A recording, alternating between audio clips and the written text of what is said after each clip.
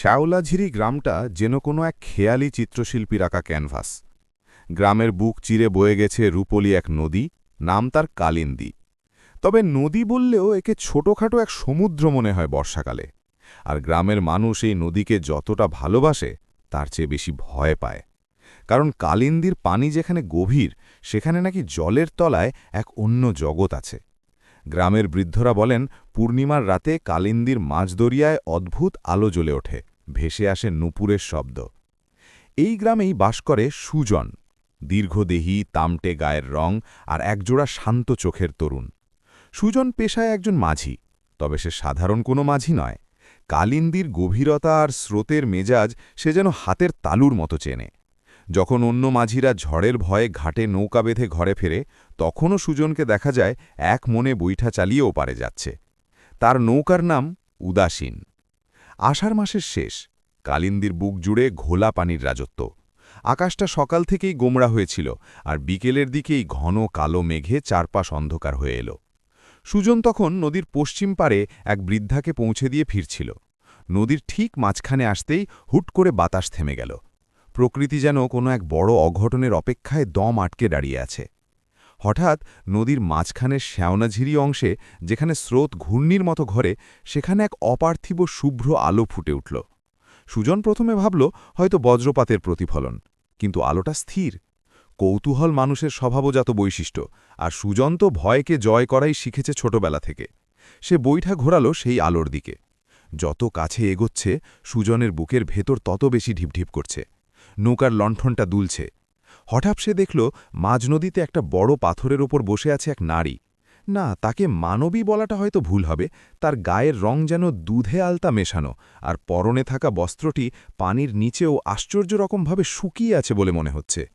তার দীর্ঘ কালো চুলগুলো পিঠ ছাড়িয়ে হাঁটু পর্যন্ত নেমে গেছে, আর সেই চুলে গেথে আছে জলজ ফুল। সুজন স্তব্ধ হয়ে গেল। সে কি স্বপ্ন দেখছে? কালিন্দীর মাঝখানেই পাথরের স্তূপ তো আগে কখনো দেখেনি। আর এই মেয়েটিই বা কে? কে আপনি? সুজন কাপা গলায় জিজ্ঞেস করল। মেয়েটি মুখ ফেরাল। সুজনের মনে হলো তার চোখের মণি সাধারণ মানুষের মতো নয়, সেখানে যেন আস্ত একটা নীল আকাশ বন্দী হয়ে আছে। মেয়েটি হাসল, আর সেই হাসির শব্দে সুজনের মনে হলো হাজারটা রূপোর ঘণ্টা একসাথে বেজে উঠল। তুমি অনেক সাহসী মাঝি, মেয়েটি ফিসফিস করে বলল। তার কণ্ঠস্বর যেন বাতাসের ঢেউ। সবাই যেখানে নদীকে ভয় পায়, তুমি সেখানে আমার কাছে চলে এলে। সুজন উত্তর দিতে পারল না। সে কেবল তাকিয়ে রইল। মেয়েটি হাত বাড়িয়ে পানির ওপর একটা বৃত্ত আঁকল। সাথে সাথে পানির নিচ থেকে একগুচ্ছ নীল পদ্ম ফুটে উঠল। সে একটি ফুল ছিঁড়ে সুজনের নৌকার দিকে বাড়িয়ে দিল। আমার নাম ললিতা, আমি এই জলের নিচের বাগানের মালি। তুমি কি ভয় পাচ্ছ? সুজন মাথা নাড়ল। সে ভয় পাচ্ছে না, বরং এক অদ্ভুত মায়ায় আচ্ছন্ন হয়ে পড়ছে। সে হাত বাড়িয়ে নীল পদ্মটি নিল। ফুলের ছোঁয়ায় তার পুরো শরীরে এক বিদ্যুৎ খেলে গেল। হঠাৎ আকাশ চিরে এক বিকট শব্দে বজ্রপাত হল। মুহূর্তেই শান্ত কালিন্দী উত্তাল হয়ে উঠল। ঢেউগুলো দানবের মতো নৌকার উপর আছড়ে পড়তে লাগল। সুজন কোনো মতে নৌকার হাল ধরল। ললিতা, আপনি নৌকায় উঠে আসুন, ডুবে যাবেন, সুজন চিৎকার করে বলল। কিন্তু ললিতা কেবল শান্তভাবে হাসল। সে পাথর থেকে উঠে দাঁড়াল। অদ্ভুত ব্যাপার, পানির ঝাপটা তাকে স্পর্শও করছে না। সে যেন পানির ওপর দিয়ে হেঁটে আসছে। আজ সময় শেষ সুজন, আবার দেখা হবে কোনো এক জ্যোৎস্না রাতে। এই পদ্মটি যত্নে রেখো, এটি তোমাকে আমার কাছে ফিরিয়ে আনবে, ললিতা শান্ত গলায় বলল। পরক্ষণেই এক বিশাল ঢেউ সুজনের নৌকাকে ঢেকে দিল। সুজন অন্ধকার দেখল। যখন তার জ্ঞান ফিরল, সে দেখল সে শ্যাওলাঝিরির ঘাটে শুয়ে আছে। সকালের সূর্য তার চোখে মুখে পড়ছে। গ্রামের মানুষ তাকে ঘিরে দাঁড়িয়ে। সুজন, আরে পাগল, তুই মাঝ নদীতে জ্ঞান হারালে কি করে? নৌকাটা তো তীরে এসেই ভিড়েছিল, গ্রামের মতব্বর বললেন। সুজন উঠে বসল। তার মনে হলো সবটাই কি একটা স্বপ্ন ছিল? কিন্তু তার হাতের দিকে তাকাতেই তার হৃৎপিণ্ড এক মুহূর্তের জন্য থমকে গেল। তার মুঠোর ভেতর ধরা আছে একগুচ্ছ নীল পদ্ম, যাই তল্লাটে বা এই ঋতুতে কখনোই ফোটে না, আর সেই ফুল থেকে এখনও এক অপার্থিব সুগন্ধ ছড়াচ্ছে। সুজন বুঝল, শ্যাওলাঝিরির গহীন জলে শুরু হয়েছে এক নতুন অধ্যায়। সে কেবল এক সাধারণ মাঝি নয়, সে এখন এক নীল পদ্মের রহস্যের পাহারাদার। সেদিন ছিল ভরা পূর্ণিমা। শ্যাওলাঝিরি গ্রামের আকাশটা যেন সাদা চাদরে ঢাকা। কালিন্দীর পানি আজ আয়নার মতো পরিষ্কার। চাঁদের আলো ঠিকরে পড়ছে ঢেউয়ের ভাঁজে ভাঁজে। সুজন জানত আজ ললিতা আসবে। সে তার উদাসীন নৌকাটা নিয়ে নিঃশব্দে ঘাট ছাড়ল। গ্রামের মানুষ তখন ঘুমে আচ্ছন্ন, শুধু ঝিঝি পোকার ডাক আর পানির ছলাৎ ছলাৎ শব্দ নিস্তব্ধতা ভাঙছে। নদীর মাঝখানে পৌঁছতেই সুজন সেই সুগন্ধটা পেল, সেই নীল পদ্মের ঘ্রাণ। হঠাৎ নৌকার ঠিক সামনেই পানির নিচ থেকে বুদবুদ উঠতে শুরু করল। দেখতে দেখতে পানি চিরে বেরিয়ে এলো সেই চিরচেনা মায়াবী মুখ, ললিতা। আজ তাকে আরও বেশি উজ্জ্বল লাগছে। তার শরীরের চারপাশ থেকে একটা রূপলি আভা বিচ্ছুরিত হচ্ছে। তুমি এসেছ তবে? ললিতার কণ্ঠে এক অদ্ভুত তৃপ্তি। সে নৌকার কিনারায় হাত রাখল। তার আঙুলের ছোঁয়ায় নৌকার কাঠগুলো যেন সজীদ হয়ে উঠল, ছোট ছোট শ্যাওলা আর লতা ফুটে বেরোল সেখান থেকে। সুজন মুগ্ধ হয়ে তাকিয়ে রইল। সে তার ভাঙা গলায় বলল, আমি জানতাম আপনি আসবেন। এই কদিন এক মুহূর্তের জন্যেও আপনার কথা মাথা থেকে নামাতে পারিনি। আপনি আসলে কে? কোনো দেবী নাকি জলের মায়া? ললিতা খিলখিল করে হেসে উঠল। আমি কোনো দেবী নই সুজন, আমি এই কালিন্দীর প্রাণ। মানুষ যখন এই নদীকে ভালোবেসে যত্ন করত, তখন আমরা হাজারো পরী এই তীরে ঘুরে বেড়াতাম। এখন মানুষ নদীকে ভয় পায়, নদীকে নোংরা করে, তাই আমরা জলের গভীরে নিজেদের লুকিয়ে ফেলেছি। কিন্তু তোমার চোখের মায়া আমাকে টেনে আনল। সুজন কোনো কথা বলতে পারল না। সে দেখল ললিতার চোখের নীল রং আজ আরও গভীর। ললিতা তার হাত বাড়িয়ে দিল সুজনের দিকে। চলো, আজ তোমাকে আমাদের জগৎ দেখাব। ভয় পাবে না তো? সুজন দ্বিধা করল না। সে ললিতার হাত ধরল। মুহূর্তেই এক তীব্র শীত অনুভূত হল তার সারা শরীরে, কিন্তু পরক্ষণেই এক উষ্ণ আরাম তাকে ঘিরে ধরল। ললিতা তাকে টেনে নিল পানির নিচে। সুজন অবাক হয়ে দেখল সে পানির নিচে দিব্যি শ্বাস নিতে পারছে। তার চারপাশে কোনো অন্ধকার নেই, বরং শত শত উজ্জ্বল জলজ উদ্ভিদ আর রঙিন মাছের আলোয় পুরো নদীগর্ভ আলোকিত। পানির নিচে এক বিশাল শহর। ঘরগুলো তৈরি হয়েছে শঙ্খ আর ঝিনুক দিয়ে, বড় বড় প্রবাল দিয়ে তৈরি করা হয়েছে খিলান। ললিতা তাকে নিয়ে গেল এক বিশাল বাগানে, যেখানে ফুটে আছে হাজার হাজার নীল পদ্ম। সেই পদ্মের ওপর ছোট ছোট পরীরা বসে আছে, যাদের ডানাগুলো স্বচ্ছ পানির মতো। এটা আমাদের রাজ্য, ললিতা বলল। এখানে সময় স্থির হয়ে থাকে, এখানে কোনো দুঃখ নেই, কোনো অভাব নেই। সুজন মন্ত্রমুগ্ধের মতো ঘুরছিল, কিন্তু হঠাৎ তার নজরে এলো একটি বিশাল আকার কালো পাথরের স্তম্ভ, যা থেকে কালো ধোঁয়া বেরোচ্ছে। সে কৌতূহলী হয়ে জিজ্ঞেস করল, ওটা কি ললিতা? ললিতার মুখটা সাথে সাথে ফ্যাকাশে হয়ে গেল। সে বিষণ্ণ গলায় বলল, ওটা হলো মানুষের লোভ আর ঘৃণার কালো ছায়া। নদী যখন মরে যায়, তখন আমাদের এই জগতও ধ্বংস হতে থাকে। শ্যাওলাঝিরির মানুষরা ইদানিং নদীর পার কেটে ঘর বানাচ্ছে, বিষ দিচ্ছে মাছেদের মারার জন্য। সেই পাপের ভার এই স্তম্ভটি বহন করছে। যেদিন এটি পুরো কালো হয়ে যাবে, সেদিন কালিন্দী শুকিয়ে যাবে, আর আমরাও হারিয়ে যাব। সুজনের বুকটা ব্যথায় টনটন করে উঠল। সে তো এই নদীকে মায়ের মতো ভালোবাসে। সে ললিতার হাত শক্ত করে ধরে বলল, আমি তা হতে দেব না, আমি সবাইকে বোঝাব। ললিতা করুণ হাসল। মানুষ বড় বিচিত্র প্রাণী সুজন, তারা যা বোঝে না তাকে ধ্বংস করতে চায়। তুমি সাবধানে থেকো, গ্রামের মানুষ তোমার এই পরিবর্তন ভালো চোখে দেখছে না। ভোর হওয়ার ঠিক আগে ললিতা সুজনকে আবার তীরে পৌঁছে দিল। বিদায় বেলায় সে সুজনের কানে ফিসফিস করে বলল, আগামী অমাবস্যায় বিপদ আসবে সুজন। সেদিন কালিন্দী তার রুদ্রমূর্তি ধারণ করবে। তুমি যদি পারো তবেই আসতে থেকো। সুজন তীরে ফিরে এলো, কিন্তু তার মন পড়ে রইল সেই স্ফটিক স্বচ্ছ জলের নিচে। সে বুঝতে পারল না অমাবস্যার সেই বিপদ কি। সে কি পারবে ললিতাকে এবং তার এই মায়াবী জগৎকে রক্ষা করতে? বাড়ি ফেরার পথে সুজন দেখল ঘাটের পাশে হারুন মাতবর আর তার দলবল দাঁড়িয়ে আছে। তাদের হাতে মশাল। হারুন মিয়ার চোখ দুটো রাগে লাল হয়ে আছে। সুজন, তুই সারা রাত কোথায় ছিলি? কার সাথে কথা বলছিলি মাঝ নদীতে? হারুন মিয়ার বজ্রকণ্ঠ শ্যাওলাঝিরির শান্ত সকালকে চিরে দিল। সুজন স্থির হয়ে দাঁড়াল। সে জানে পরীক্ষা শুরু হয়ে গেছে। দিনগুলো কাটছিল চরম উৎকণ্ঠায়। সুজন বুঝতে পারছিল কালিন্দী নদীর মেজাজ পাল্টাচ্ছে। পানি দিন দিন কালো হয়ে যাচ্ছে, আর শ্যাওলাঝিরির সেই স্বচ্ছতা হারিয়ে যাচ্ছে। ললিতার বলা সেই কালো স্তম্ভের কথা মনে পড়ে সুজনের বুক কেঁপে ওঠে। সে রাতে ঘুমোতে পারে না। তার কানে কেবল ললিতার সেই সতর্কবাণী বাজে, অমাবস্যায় বিপদ আসবে।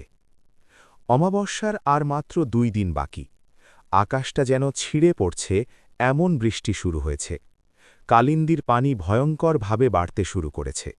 গ্রামের মানুষ আতঙ্কে আছে, কারণ নদী পাড় ভাঙতে শুরু করেছে। কিন্তু হারুন মাতব্বরের মাথায় তখন অন্য চিন্তা। সে মনে করে সুজন যদি নদীর তলার সেই গুপ্তধনের খবর তাকে দেয়, তবে সে এই গ্রাম ছেড়ে শহরে গিয়ে জমিদারি করবে। সেদিন রাত 12টা।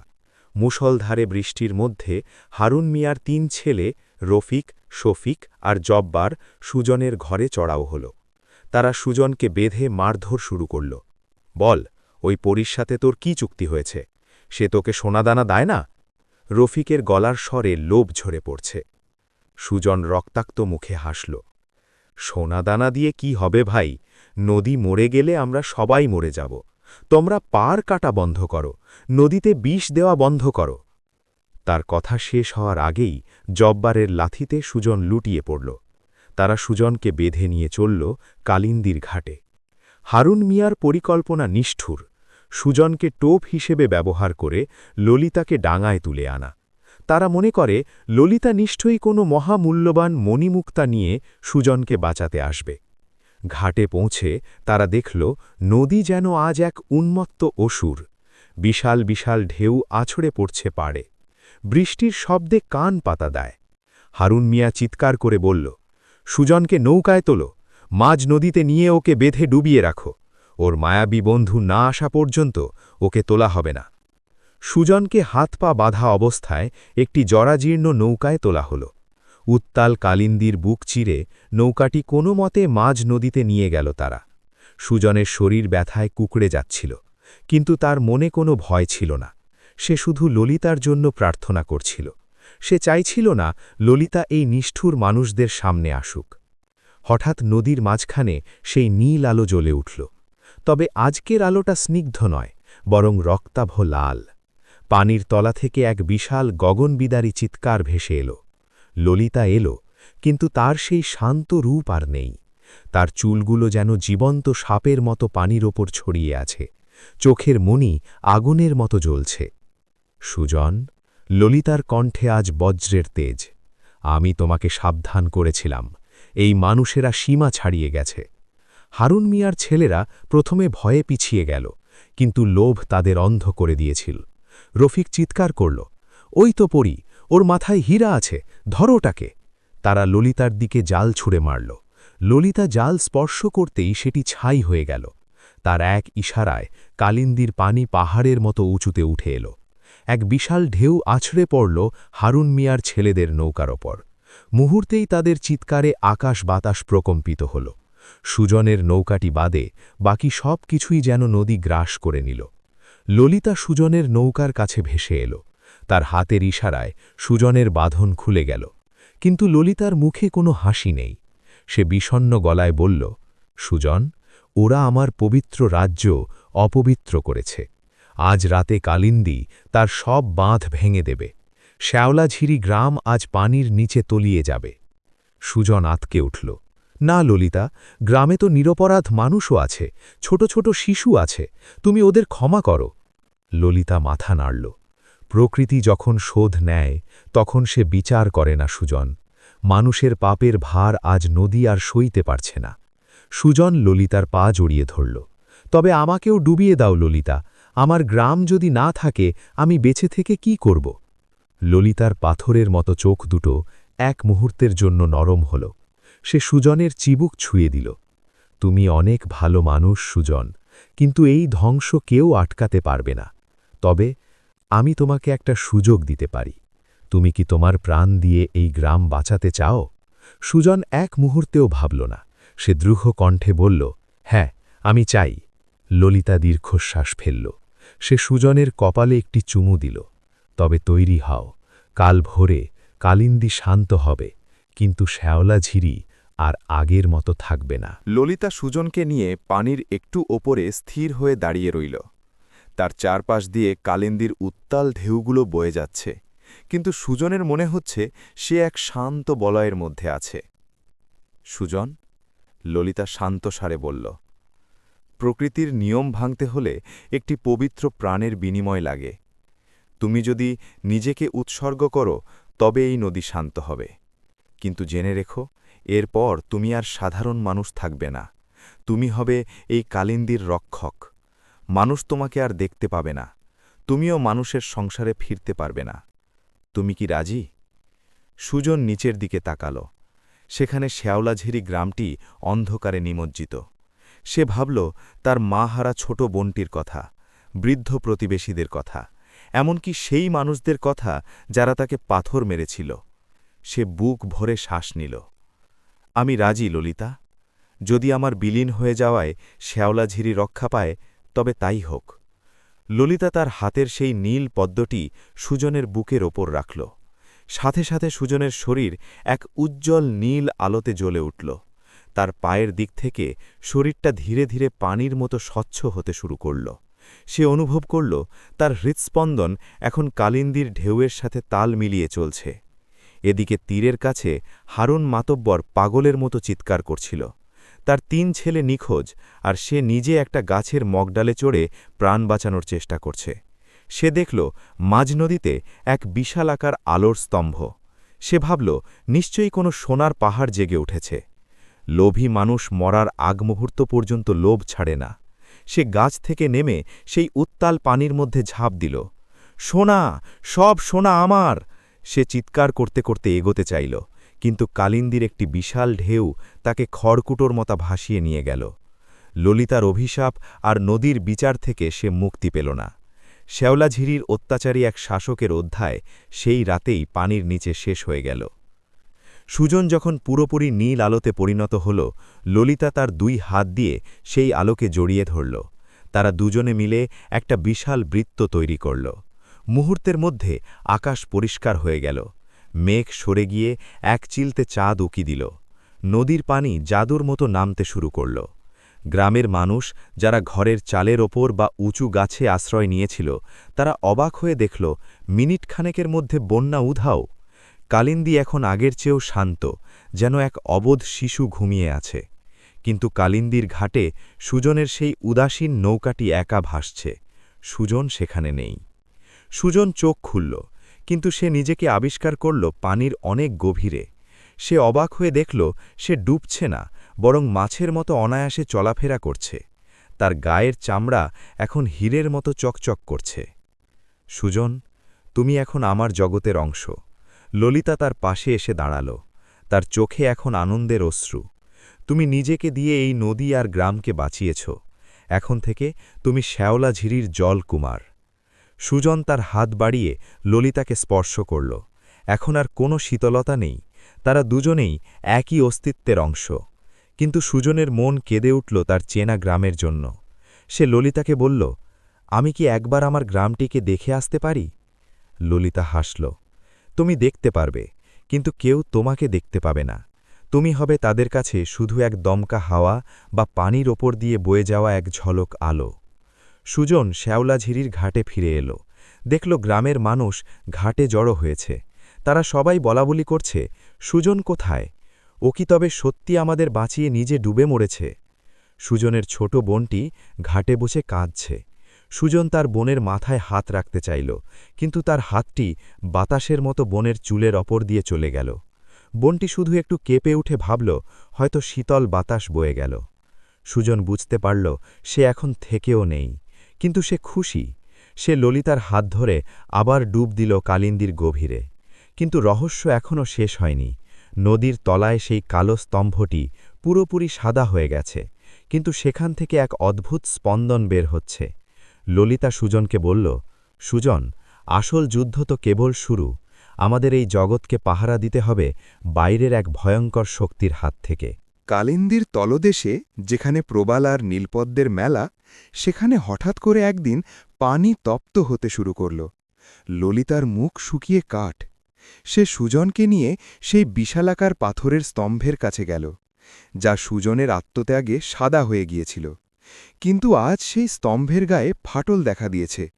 সেই ফাটল দিয়ে বেরোচ্ছে টকটকে লাল রঙের এক তরল, যা নদীর পানিকে বিষাক্ত করে তুলছে।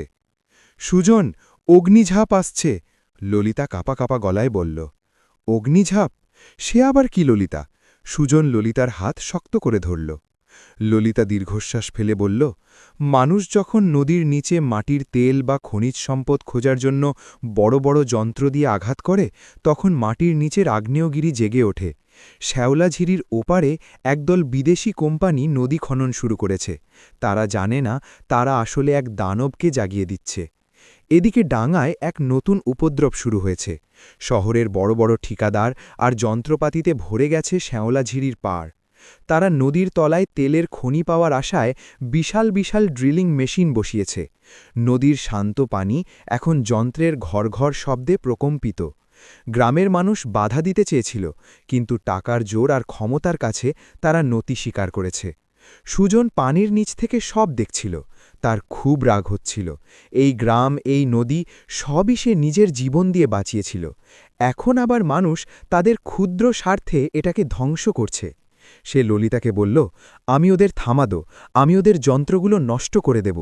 ললিতা তাকে বাধা দিল, না সুজন, তুমি এখন জলের আত্মা। তুমি যদি সরাসরি মানুষের জগতের উপর আঘাত করো, তবে তোমার অস্তিত্ব চিরতরে মুছে যাবে। তুমি কোনোভাবেই ওদের ক্ষতি করতে পারবে না। সুজন শান্ত হল না। সে দেখল ড্রিলিং মেশিনের একটা বড় পাইপ সোজা ললিতাদের নীলপদ্মের বাগানের ওপর এসে পড়েছে। মুহূর্তের মধ্যে শত শত পদ্ম পিষ্ট হয়ে গেল। ললিতা যন্ত্রণায় আর্তনাদ করে উঠল। পরীদের রাজ্য লণ্ডভণ্ড হতে শুরু করল। সুজন আর স্থির থাকতে পারল না। সে তার নতুন পাওয়া দৈব শক্তিকে জাগ্রত করল। কালিন্দীর ঘূর্ণিগুলোকে সে নিজের ইচ্ছায় নিয়ন্ত্রণ করতে শুরু করল। নদীর তলদেশ থেকে সে এক বিশাল বালুর ঝড় তুলল। ড্রিলিং মেশিনের তলায় বালি জমে সেগুলো জ্যাম হয়ে গেল। বড় বড় লোহার পাইপগুলো দুমড়ে মুছড়ে গেল। শহরের ইঞ্জিনিয়াররা অবাক হয়ে দেখল, কোনো তুফান বা ভূমিকম্প ছাড়াই তাদের কয়েক কোটি টাকার যন্ত্রপাতি বিকল হয়ে যাচ্ছে। তারা একে প্রকৃতির খামখেয়ালি বলে উড়িয়ে দিচ্ছিল। কিন্তু তখনই সুজন এক অলৌকিক কাজ করে বসল। সে পানির তলা থেকে উঠে এলো তীরের কাছাকাছি। যদিও মানুষ তাকে দেখতে পাচ্ছিল না, কিন্তু সে বাতাসের কম্পন বাড়িয়ে নদীর বুকে তার নিজের এক বিশাল অবয়ব তৈরি করল। কুয়াশা আর জলীয় বাষ্প মিলে তৈরি হওয়া সেই অবয়বটি দেখতে ঠিক মাঝিদের সেই সাহসী সুজনের মতো। মেশিন অপারেটররা ভয়ে চিৎকার করে উঠল, ভূত, শ্যাওনাছিরির ভূতের অভিশাপ! তারা সব ভেলে জীবন বাঁচাতে দৌড়ে পালাল। কিন্তু সুজনের এই বীরত্ব এক চরম বিপদ ডেকে আনল। সরাসরি মানুষের সামনে নিজের অস্তিত্ব জানান দেওয়ায় সুজনের গায়ের সেই হীরের মতো আভা ফিকে হতে শুরু করল। সে যন্ত্রণায় কুঁকড়ে যাচ্ছিল। ললিতা বুঝতে পারল সুজন নিজেকে বিলীন করে দিচ্ছে। সে দ্রুত সুজনের কাছে গিয়ে নিজের গলার এক মায়াবী হার খুলে সুজনের গলায় পরিয়ে দিল। এই হারটি ললিতার শক্তির উৎস।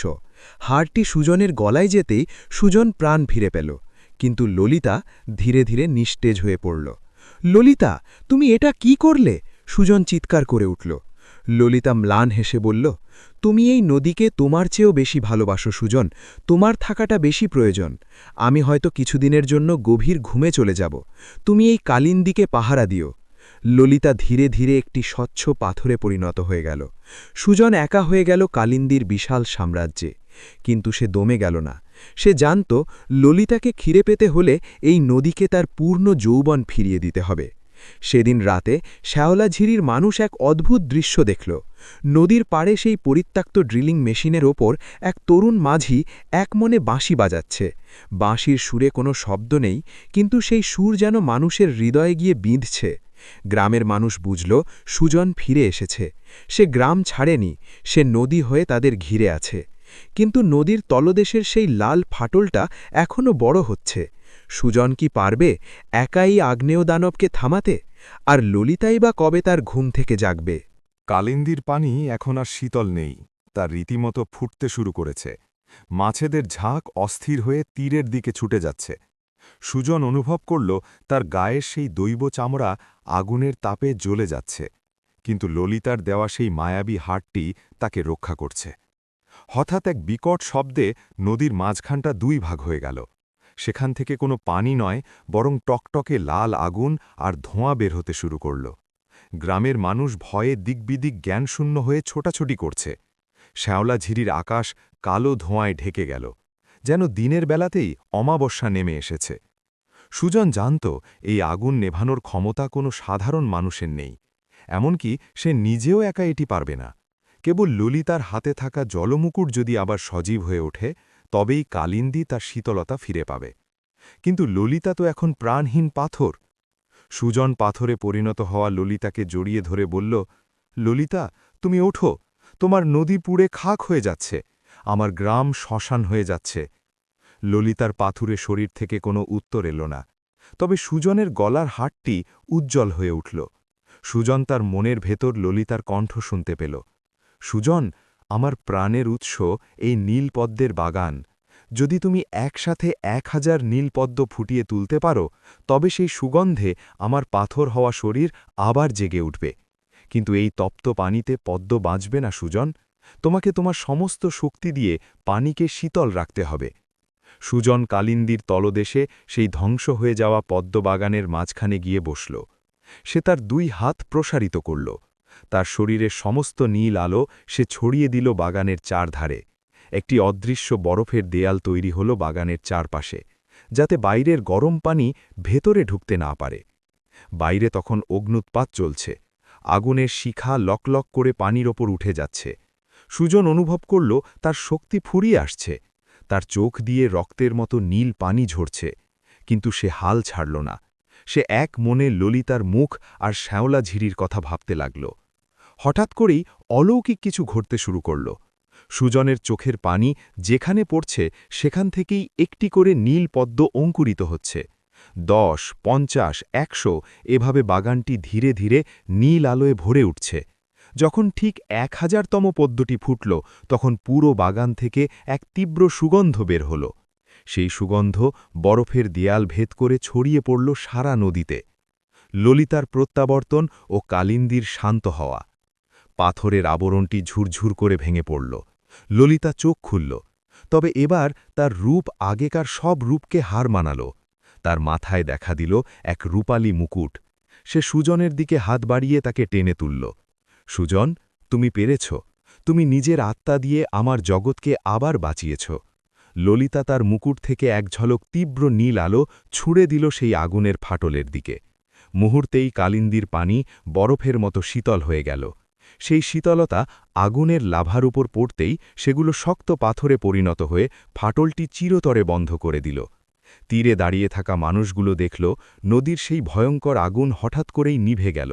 কিন্তু তার বদলে মাঝ নদীতে এক অপূর্ব দৃশ্য দেখা যাচ্ছে। হাজার হাজার নীল পদ্ম পানির উপর ভেসে উঠেছে। পুরো গ্রামে এক স্বর্গীয় সুগন্ধ ছড়িয়ে পড়েছে। বিদেশি কোম্পানির ম্যানেজার আর হারুন মাতব্বরের বাকি অনুসারীরা এই দৃশ্য দেখে ভয়ে গ্রাম ছেড়ে পালিয়ে গেল। তারা বুঝল এই গ্রাম কোনো মানুষের নয়, এই গ্রাম এক অদৃশ্য শক্তির ছায়ায় সুরক্ষিত। ললিতা সুজনের হাত ধরে পানির ওপর ভেসে উঠল। চাঁদনি রাতে তারা দুজন মাঝ নদীতে দাঁড়িয়ে রইল। সুজন দেখল তার গ্রামের মানুষগুলো ঘাটে এসে হাত জোড় করে ক্ষমা চাইছে। তারা বুঝতে পেরেছে সুজন মরেনি, সেই নদীর রক্ষক হয়ে ফিরে এসেছে। ললিতা সুজনের কপালে হাত রেখে বলল, সুজন, তুমি কি এখনো মানুষের মাঝে ফিরতে চাও, নাকি আমার সাথে এই নীলপদ্মের রাজ্যে চিরকাল থেকে যাবে? সুজন ললিতার চোখের দিকে তাকাল, তারপর তাকাল তার জন্মভূমি শ্যাওলাঝিরির দিকে। এক কঠিন সিদ্ধান্তের মুখোমুখি সে। চাঁদের আলোয় কালিন্দীর জলরাশি তখন হীরের মতো চিকচিক করছে। সুজন আর ললিতা মাঝ নদীতে দাঁড়িয়ে। সুজনের সামনে এখন 2টি পথ। 1, ললিতার সাথে জলের গভীরে চিরস্থায়ী এক অমর জীবন, যেখানে দুঃখ নেই, জরা নেই। 2, পুনরায় মানুষ হয়ে নিজের ভিটায় ফিরে আসা, যেখানে জীবন নশ্বর, কিন্তু মাটির টান অমোঘ। ললিতা সুজনের চোখের দ্বিধা বুঝতে পারল। সে মৃদু হেসে বলল, সুজন, আমি জানি তোমার মন কি বলছে। মানুষের রক্তে মাটির গন্ধ থাকে, যা জলের তলায় গিয়েও মোছে না। তুমি যদি আমার সাথে যাও, তবে তুমি কোনোদিন বৃদ্ধ হবে না, কিন্তু তুমি তোমার ছোট বোনটির বড় হয়ে ওঠা দেখতে পাবে না। তোমার চেনা মেঠো পথের ধুলো আর স্পর্শ করতে পারবে না।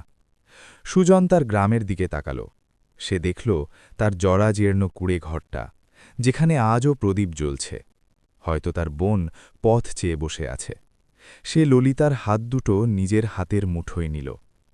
ললিতা, সুজন ভারাক্রান্ত গলায় বলল, আমি তোমাকে ভালোবাসি। এই মহাবিশ্বের কোনো কিছুর বিনিময়েও আমি তোমাকে হারাতে চাই না।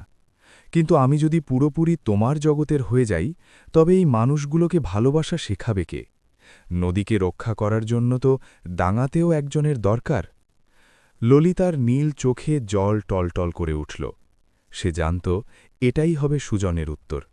সে সুজনের বুকে হাত রাখল। আমি তোমাকে মুক্তি দিচ্ছি সুজন। তুমি মানুষ হিসেবেই ফিরে যাও, কিন্তু এই কালিন্দী আমাদের সাক্ষ্য দেবে। যতদিন এই নদী বইবে, আমাদের প্রেম অমর হয়ে থাকবে। ললিতা তার রূপালী মুকুট থেকে একটি উজ্জ্বল মণি খুলে সুজনের হাতে দিল। এটি তোমার কাছে রেখো। যখনই তোমার আমাকে খুব মনে পড়বে, নদীর ঘাটে এসে এটি পানিতে ছোঁয়াবে। আমি তোমার সাথে দেখা করতে আসব। মুহূর্তের মধ্যে এক তীব্র আলোর ঝলকানিতে সুজনের চোখ ধাঁধিয়ে গেল। সে অনুভব করল তার শরীরে সেই হীরের মতো উজ্জ্বল্য মিলিয়ে যাচ্ছে। তার পা আবার মাটির স্পর্শ পাওয়ার জন্য ব্যাকুল হয়ে উঠল। ললিতা ধীরে ধীরে পানির গভীরে মিলিয়ে যেতে লাগল। তার শেষ হাসিটি যেন বাতাসের সাথে মিশে সুজনের কানে বাজল। আমি আছি সুজন, আমি সবখানেই আছি। পরদিন সকালে শ্যাওলাঝিরি গ্রামের মানুষ দেখল ঘাটে সুজনের সেই পুরনো নৌকা উদাসীন বাঁধা আছে, আর নৌকার ভেতরে অঘরে ঘুমাচ্ছে সুজন। তার পরনে সেই পুরনো তালি দেওয়া লুঙ্গি, গায়ে তামটে রং, কিন্তু তার চেহারায় এক স্বর্গীয় প্রশান্তি। গ্রামবাসী যখন তাকে জাগাল, সে অবাক হওয়ার ভান করল।